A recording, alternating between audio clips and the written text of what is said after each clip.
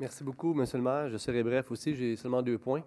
Je suis heureux de réaliser ce soir que la ville est riche. Vous voyez, tout le monde sort sa liste d'épicerie. J'ai même lu dans une communication de la ville que la ville était en excellente santé financière.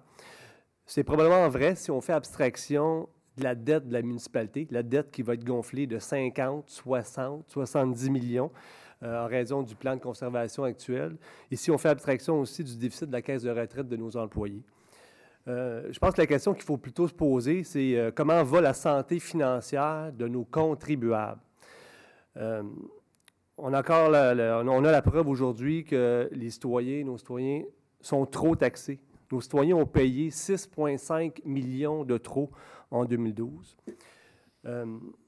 Aujourd'hui, au lieu de venir réduire notre déficit ou réduire notre dette, le déficit de la caisse de retraite, que je veux préciser, au lieu de faire ça, on met tout simplement l'argent dans la petite caisse, puis on pèle les problèmes pour le prochain conseil.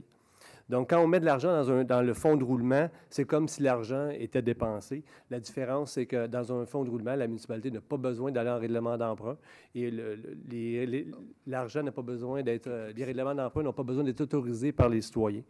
Donc, on est devant, selon moi, loin de ce qu'on pourrait appeler une gestion responsable des finances publiques.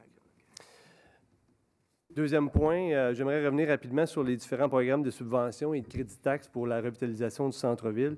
Bien évidemment, je suis 100% d'accord avec ça. Cependant, je pense qu'il faut inclure Iberville dans le périmètre le périmètre admissible pour les subventions. L'ancienne ville d'Iberville avait préparé un PPU, un plan particulier d'urbanisme. Malheureusement, l'ancienne ville n'avait pas eu le temps de l'adopter avant la fusion des municipalités. J'avais moi-même, lorsque j'étais directeur général de rue principale, fait la proposition que la municipalité adopte ce PPU-là.